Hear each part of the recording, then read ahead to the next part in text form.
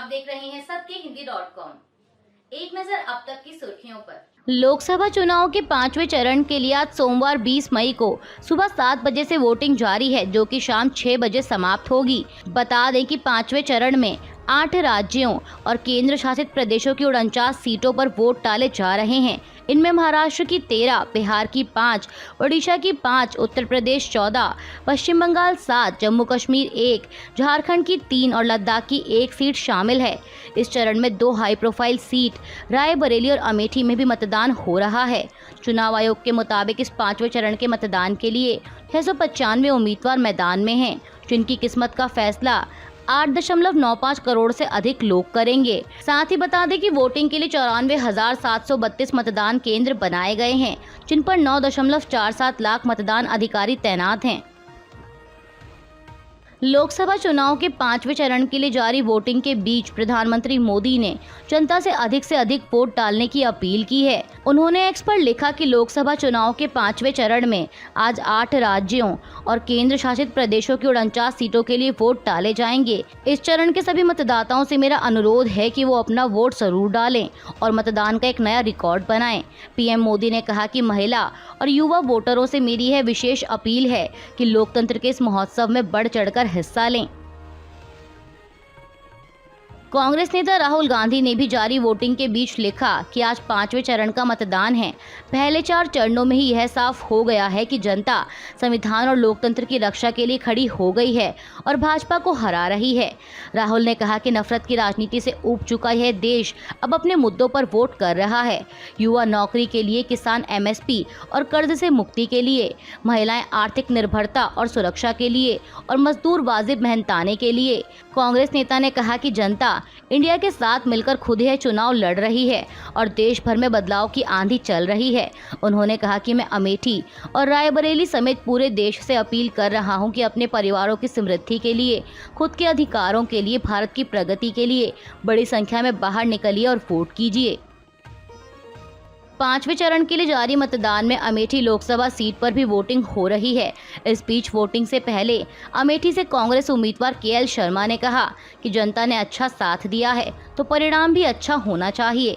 उन्होंने कहा कि अमेठी कांग्रेस का गढ़ रहा है और जो चीज़ जनता के मन में है वो जनता आज वोट करेगी और 4 जून को नतीजे आ जाएंगे। जब जनता चुनाव लड़ने लग जाती है तो चीज़ें बदल जाती हैं, क्योंकि आप जनता से झूठे वादे नहीं कर सकते। जनता का विकास रुका है, उसे शुरू किया जाएगा। राहुल गांधी जी ने कहा है कि जो रायबरेली में होगा वही अमेठी में होगा, इससे मुझे काफ़ी बल मिला है। वहीं अमेठी से बीजेपी उम्मीदवार और मौजूदा सांसद स्मृति ईरानी ने कहा कि लोकतंत्र का पर्व, राष्ट्र का गर्व लोकसभा चुनाव को लेकर आज 5वें चरण की वोटिंग का दिन है। सभी सम्मानित मतदाताओं से आग्रह है कि मतदान जरूर करें। आपका एक एक वोट विकसित भारत का आधार बनेगा और भारत को वैश्विक पटल पर अग्रणी और आत्मनिर्भर बनाने की कड़ी में अमूल्य सिद्ध होगा। बहुजन समाज पार्टी प्रमुख मायावती ने भी जनता से वोटिंग करने की अपील करते हुए कहा कि आज 5वें चरण का मतदान हो रहा है। मैं मतदाताओं से अपील करती हूं कि वे वोट डालने जरूर जाएं। जलपान बाद में करें, लेकिन पहले वोट डालने जाएं। मायावती ने कहा कि देश में जनहित के मुद्दों पर चुनाव कम हो रहा है और आरोप प्रत्यारोप पर ज्यादा हो रहा है और ये देश हित में ठीक नहीं है। वहीं समाजवादी पार्टी प्रमुख अखिलेश यादव ने एक्स पर लिखा कि संविधान का दिया फर्ज निभाइए, वोट देने जरूर जाइए। उन्होंने कहा कि आपका वोट आपका भविष्य। देश में जारी चुनाव के बीच चुनावी ड्यूटी कर रहे अधिकारियों को कांग्रेस नेता राहुल गांधी ने सख्त संदेश दिया है। उन्होंने एक्स पर लिखा है कि अपनी हार सामने देखकर भाजपा जनादेश को झुठलाने के लिए सरकारी तंत्र पर दबाव बनाकर लोकतंत्र को लूटना चाहती है। राहुल गांधी ने कहा कि कांग्रेस चुनावी ड्यूटी कर रहे सभी अधिकारियों से यह अपेक्षा करती है कि वो सत्ता के दबाव के सामने अपनी संवैधानिक जिम्मेदारी ना भूलें, वरना इंडिया की सरकार बनते ही ऐसी कार्रवाई होगी कि आगे कोई भी संविधान की शपथ का अपमान करने से पहले 10 बार सोचेगा। जम्मू कश्मीर की पूर्व मुख्यमंत्री और पीडीपी प्रमुख महबूबा मुफ्ती ने अपने हालिया बयान में कहा है कि वो चाहती हैं कि कश्मीरी पंडित कश्मीर में बसें और उन्हें रहने के लिए ज़मीन दी जाए। जम्मू में एक चुनावी सभा को संबोधित करते हुए उन्होंने कहा कि कोई भी जमात दिल्ली में आ जाए, आज बीजेपी है, कल कांग्रेस भी आ सकती है, कोई भी जमात आपको उठाकर कश्मीर ले जाएगी, ऐसा नहीं है। आप लोगों को भी हिम्मत करनी पड़ेगी, हम लोग भी आपको सपोर्ट करेंगे, तब जाकर आप अपने घरों में बस सकते हैं। उन्होंने कहा कि मैंने पिछली बार गवर्नर साहब से कहा था कि ये जो कुछ मरले ज़मीन की बात करते हो, इसमें पहली प्रायोरिटी कश्मीरी पंडितों को दे दो। कश्मीर में 1 कमरा 2 कमरा वो अपने हिसाब से बना सकेंगे, क्योंकि फ्लैट में रहना वो जम्मू कश्मीर के बराबर ही हो जाता है। लोकसभा चुनाव में भाजपा के 400 पार के नारे पर विपक्ष लगातार आरोप लगा रहा है कि भाजपा ने संविधान बदलने के लिए 400 सीटों का लक्ष्य रखा है। वहीं विपक्ष के इन आरोपों का प्रधानमंत्री मोदी ने जवाब दिया है। एनडीटीवी को दिए एक इंटरव्यू के दौरान जब उनसे विपक्ष के आरोपों पर सवाल पूछा गया तो इस पर पीएम मोदी ने कहा कि 400 सीटों को संविधान बदलने की बात से जोड़ना मूर्खता पूर्वक है। सवाल ये है कि ये लोग हाउस को चलने ही नहीं देना चाहते हैं। दुनिया जब 400 सीटों को देखती है तो उन्हें लगता है कि हाँ कुछ बात है। प्रधानमंत्री मोदी ने कांग्रेस को आड़े हाथ लेते हुए आगे कहा कि कांग्रेस ने संविधान का क्या किया, ये संविधान की बातें करते हैं। कांग्रेस के संविधान का क्या हुआ, मैं पूछता हूँ, क्या ये परिवार कांग्रेस पार्टी के संविधान को स्वीकार करता है? आपको याद होगा कि टंडन जी, पुरुषोत्तम दास टंडन को कांग्रेस पार्टी का अध्यक्ष बनाया गया था, संविधान के तहत बने थे, लेकिन नेहरू जी को टंडन जी मंजूर नहीं थे। फिर नेहरू जी ने ड्रामा किया और बोले कि मैं कार्य समिति में नहीं रहूंगा, और आखिरकार कांग्रेस पार्टी को इलेक्टेड राष्ट्रीय अध्यक्ष को हटाना पड़ा इस परिवार को खुश करने के लिए। प्रधानमंत्री मोदी इतने पर ही नहीं रुके, उन्होंने आगे कहा कि पंडित नेहरू ने संविधान की आत्मा पर प्रहार किया। पहला संशोधन पंडित नेहरू ने अभिव्यक्ति की आज़ादी पर कैंची चलाने का किया। ये संविधान की आत्मा पर पहला प्रहार था। फिर संविधान की भावना पर उन्होंने प्रहार किया। इन्होंने अनुच्छेद 356 का दुरुपयोग करके 100 बार देश की सरकारों को तोड़ा, फिर इमरजेंसी लेकर आए। एक तरीके से तो उन्होंने संविधान को डस्टबिन में डाल दिया। इस हद तक उन्होंने संविधान का अपमान किया। फिर उनके बेटे आए, पहले नेहरू जी ने पाप किया, फिर इंदिरा गांधी ने किया, फिर राजीव गांधी आए। राजीव गांधी तो मीडिया को कंट्रोल करने के लिए एक कानून ला रहे थे। शाहबानो का सुप्रीम कोर्ट का जजमेंट उखाड़कर फेंक दिया और संविधान को बदल दिया, क्योंकि वोट बैंक की राजनीति करनी थी। वो चुनाव के दिन थे, इसलिए वो रुक गए। फिर उनके सुपुत्र आए शहजादे जी, वो तो कुछ है ही नहीं एक एमपी के सिवा।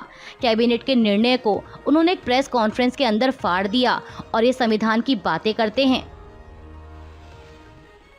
हरियाणा के टोहाना से जेजेपी विधायक देवेंद्र बबली ने कांग्रेस को समर्थन देने की घोषणा की है। उन्होंने सार्वजनिक सभा में ऐलान किया कि वो कांग्रेस की शैलजा को अपना समर्थन दे रहे हैं।